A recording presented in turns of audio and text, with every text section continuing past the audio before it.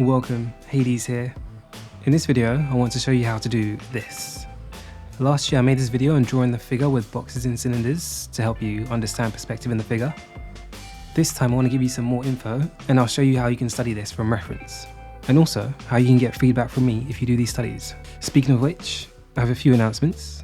We have a Discord server now, so you can post your studies there from this video and I'll have a look at it for you. The server will be a place where we can all share our studies and you can all let me know what you're working on. And I also want to set up some monthly art challenges that we can all work on together. And also, I'll be live streaming on YouTube every week. This is where I'll give you feedback on the studies that you've posted, and every now and then we can do group drawing sessions. And lastly, I'll be offering art classes through Patreon on art fundamentals. We'll focus on one topic every month and you'll get homework and critique every week from me. And I hope to start this in August. Alright, let's get started. Last time I talked about landmarks, which are based on the skeleton. This time I want to keep things a bit more simple, using an 8-head figure, which is just very easy to divide. You take the top half of the body and divide it into 3 boxes. The head takes up 3/4 of the first box, the ribcage goes in the second box, and the pelvis goes in the bottom half of the third box. Right, I think that's pretty easy to remember. The elbows line up with the bottom of the ribcage and the wrists line up with the crotch. The bottom half is just half of the upper legs and half for the lower legs. So then we just take these proportions to create this simple mannequin. So this is all based on the skeleton. Now let's look at some mannequin parts. The head is just a modified box with a cylinder. And I should mention, if it wasn't obvious, you should know how to draw boxes and cylinders. I have a video called Simple Box Rotations if you want exercises to help you with drawing boxes. Hands and feet, don't worry about them for now. They are their own whole topic, but you can work on them later. You'll see my lazy hand drawings later in the video. So just use a basic box for the hands and then you can use this shape for the feet. However, I would want to see you get the torso, arms and legs looking good, because that's most of the figure. Remember, post your studies in the Discord and I'll have a look at them for you. For the arms and legs, use these tapering cylinders, since that reflects the anatomy a little better. And simple circles for the joints. Well, really they're spheres, but we'll just call them circles. Here are some things to look for to help you with the perspective of the boxes. These aren't always easy to see, but just keep in mind those proportions that I mentioned early on. Okay, so you can see how there's a taper, and that's going to show you where the ribcage is. From there you'll know where to find the bottom of the ribcage. And you can also see the bony part sticking out from the pelvis. Right, this is very obvious in the female figure, not so much in the male figure. And you can see the back of the pelvis from those dimples. So on the male figure, it's a bit more difficult to see these things sometimes. But again, just look for that tapering to help you get an idea of where the ribcage is. And it isn't the bottom of the ribcage, it's the last attached rib. As long as you get these things in the right ballpark, you'll be good to go. So now what you'll do is grab some photo reference and draw these forms on top. There's no need to try and be perfect here, just do your best to draw boxes and cylinders that roughly fit the perspective of the figure. And if you can do that, for me, that's a successful study. Once you've done that, move your tracing off the ref and then try and redraw it. Since I've drawn about 2,000 plus figures at this point, so I'm going to challenge myself and redraw the figure, but I'm going to add some gesture and make some fun changes. We all want to invent figures, and doing this is a great way to practice. I've never drawn any skateboarders, but I thought I'd just add a skateboard. Seems like it would fit. This is such a great pose. If you're new to this, maybe avoid any foreshortened poses. Stick to poses where you can clearly see the forms.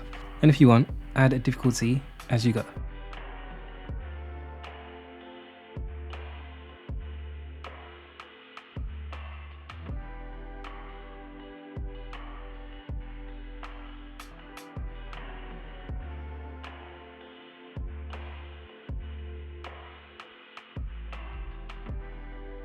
Now you're going to notice how stiff your drawings turn out, and that's fine.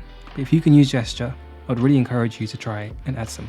In fact, I have a whole website that has references of twisted forms. I'll share that in the Discord.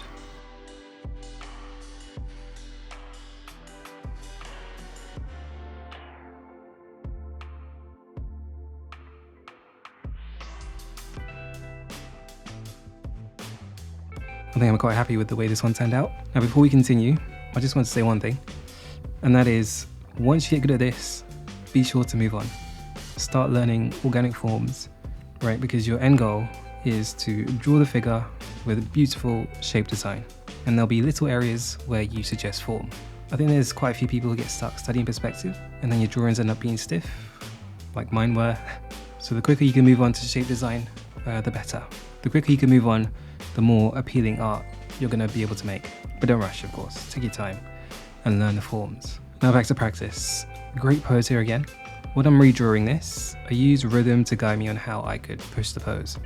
I talked about this in my previous video, where I talk about learning gesture all over again. And I can honestly say rhythm really has transformed my drawings.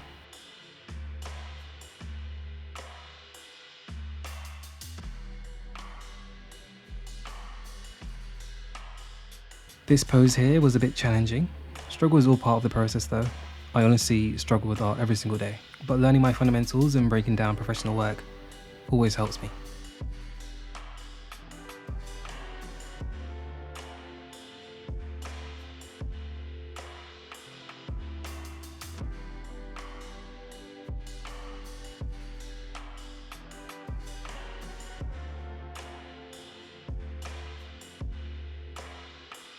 Here we have our first one from a back view.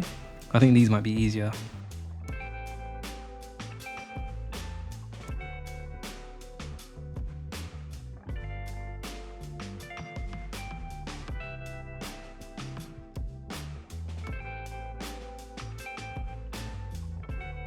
See how I pushed the pose there? I made that side pinch stronger and brought the legs up so they feel more active.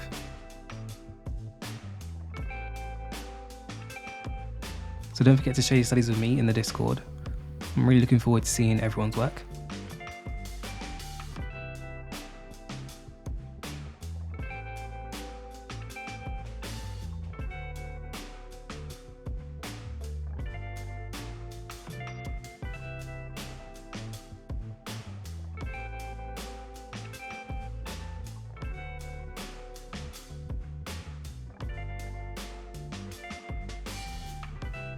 If you have any questions, let me know on Discord or in the comments down below.